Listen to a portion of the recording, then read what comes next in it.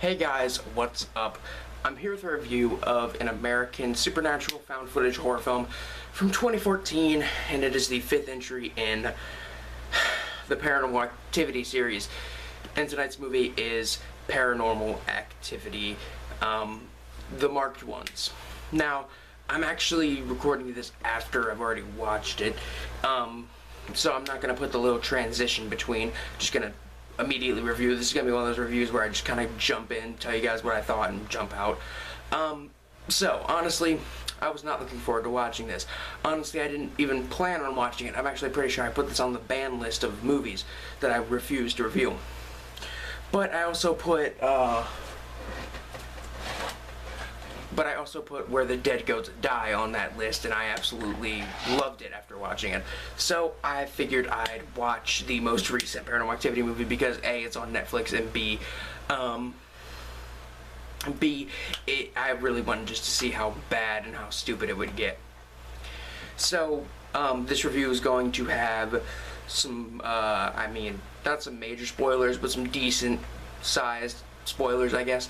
And basically, this movie's about a young, a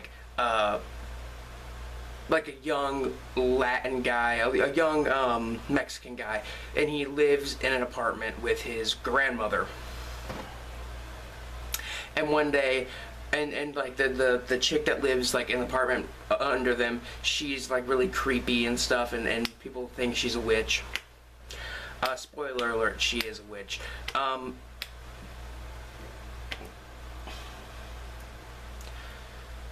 So, he just kind of breaks into an apartment after she's like been murdered, and finds all this stuff in there. And basically, let me give you a little plot to this film. Young Mexican guy who lives with his grandmother gets supernatural powers from a Simon game, the Simon game that has the 4 colors and you press the buttons and it gives you a pattern and you press the buttons, that game. It's basically one of those games, except it's possessed by a demon. That's how they communicate with this demon in this movie. So basically it's a possessed Simon that basically gives him these supernatural powers. And the movie starts off really unexpectedly, because it starts off kind of it feels a lot more like Project X, another found footage film, but this was a found footage comedy. Project X, I don't think I've ever said this, but I liked Project X. I thought it was pretty funny. So, it starts off pretty decent, and, it feels more like Project X than Paranormal Activity, with the characters doing really, just stupid stuff with a little bit of creepiness thrown in every few scenes that isn't actually creepy. It's more just, ridiculous. Let's see what happens. The guy gets the powers. He sees the old lady under him naked, drawing, like finger painting on this chick's stomach in blood, this symbol. The guy gets supernatural powers, and it's not just like a normal Paranormal Activity movie where it's only in this house, and you don't see it really anywhere else, because in this film it does actually travel around. You kind of get to see other characters. The characters are actually kind of characters. They have a little bit of depth to them. They're funny, they're likable, and even kind of relatable. God, I'm drawing a blank on this one, and I literally just watched this movie. He's there's a lot going on in this film. It's not just about him getting supernatural powers. There's also a subplot about a witch living under him. This other guy who gets supernatural powers. There's the Coven of Witches, in the other 4 movies. So yeah, there's the Coven of Witches and everything, which they don't show up much in every other fucking Paranormal Activity movie until the end.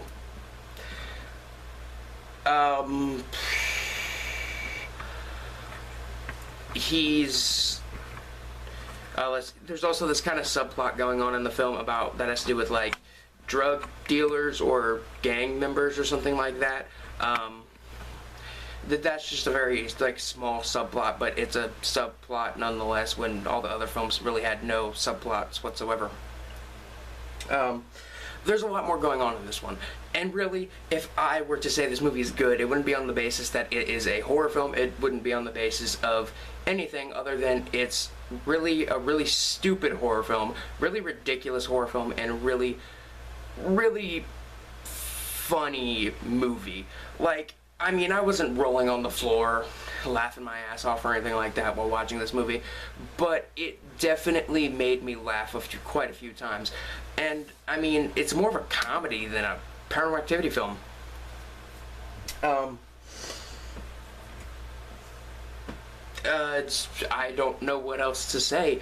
It kind of reminded me of Chronicle about, like, halfway through when he, like, gets in a fight with these gang members and he just basically taps them and they fly, like, you know, at least 20, 30 feet in the direction that he tapped, in, like, the same direction that he tapped them.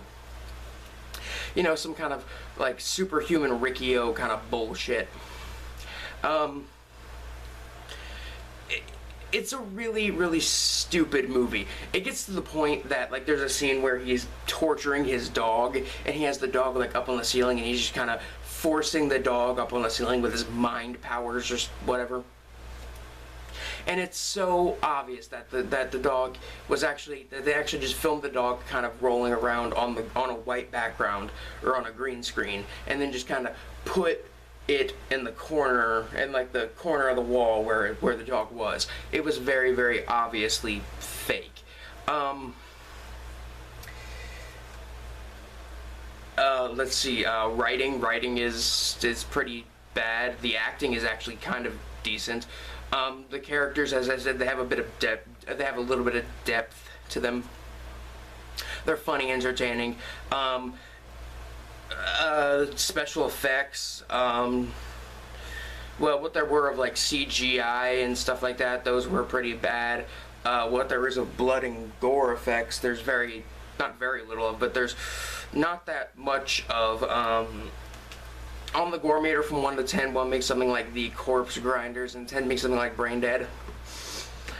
Paranormal Activity, the marked ones, is probably a 1 or 2. Even though at the very end you see Jesse, our main character, his friend Hector, shooting witches with a fucking shotgun. And you see them fly across the room, yet there is no blood.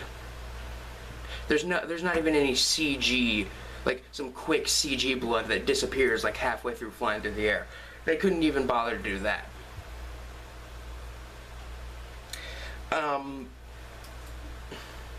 Overall, I'd say if you didn't like the first like few movies, I'd say watch this one, just because this one is vastly different from its predecessors. The only real thing that makes it similar to its other movies in the Paranormal Activity series, is the fact that it's a found footage film.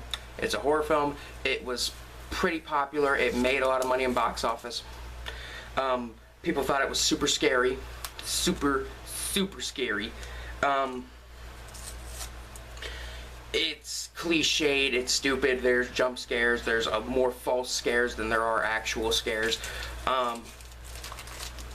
You know, I mean, if you didn't like the first Paranormal Activity movie, watch this one, because this one, I'm not going to say it's more original, because it is not in any sense. I guess it's original in the sense that it deviates from the somewhat basic kind of plots of the other movies, which was people in house with demon boo jump scares. Now, my rating for it, at least a 1.5 out of 5. I mean, I don't think I'll ever watch that movie again, but I gotta say it was worth at least watching once. Also, it's time to talk about the way it ties into the rest of the films in the series. So, early on in the movie they mention this kind of thing, that if you build this doorway or whatever that has these symbols around it, it's like a doorway that will make you travel through time, and it's only to like unholy places. And when our